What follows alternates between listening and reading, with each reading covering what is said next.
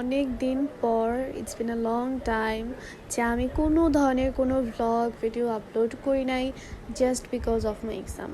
টানা এই পুরো 1-2-1.5 মাস আমার এক্সাম চলছিল, অ্যান্ড আমার এক্সাম এখনও শেষ হয়নি। একটা এক্সাম বাকি আছে, বাংলা দ্বিতীয় পত্র।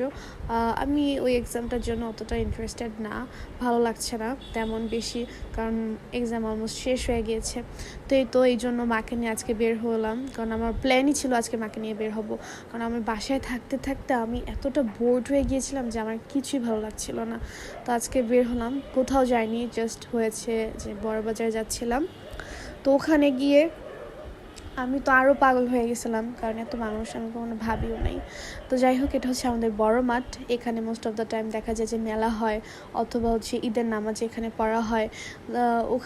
ওখানে আমার মেলাটা না খুব বেশি ভালো লাগে, মেলায় ঘুরতে। তো তারপর হচ্ছে এটা আমাদের নিক্সন মার্কেট। এখানে ঢোকার পরে মোটামুটি টুকটাক জিনিসপত্র দেখলাম। এখন আসলে কি, ঢাকায় থাকতে থাকতে খুলনার জিনিসপত্র তেমন আর দেখার ধৈর্য হয় না, কারণ ঢাকায় না আসলে বাসা থেকে বের হলে মনে হয় কি আমি মার্কেটে চলে আসছি, এরকম একটা ফিল হয়। কিন্তু তারপরে খুলনার জিনিস খুলনার মতোই, খুলনার জিনিসের প্রতি একটা অন্য ধরনের ভালোবাসা কাজ করে, যেহেতু আমি ছোটোবেলা থেকেই খুলনাতে বড় হয়েছি। বাট ওই যে বলা যায় না যে সিজন চেঞ্জিং জিনিসপত্র, তো ওরকমই কিছু একটা।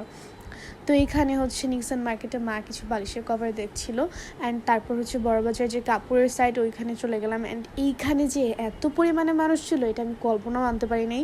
আমি ভাবিই নাই যে এত গরমের ভিতরেও এত মানুষ বাজারে ভিড় করবে। তো ওখান থেকে তাড়াতাড়ি বের হয়ে গেলাম, আর এখানে আখের রস খেতে আসলাম। আখের রসটা খাওয়ার পর আমার যে এত শান্তি লাগছিল, ওটা খাওয়ার পর তাড়াতাড়ি মাকে বললাম যে মা চলো, আর ঘুরতে হবে না, আমি এখন বাসায় যাব। তো আখের রসটা খেয়ে তাড়াতাড়ি করে রিক্সা উঠে পড়লাম। আর ওই যে আমার প্রিয় জিনিস দেখা যাচ্ছে, চাঁদ আমার খুব খুব পছন্দের একটা জিনিস, আমি চাঁদ খুব ভালোবাসি। তো চাঁদ দেখতে দেখতে আর এই যে চুলটা খুলে দিলাম, এটা সুন্দর একটা বাতাস, এটা অনেক ভালো লাগছিল। তো এই তো দ্যাটস ইট।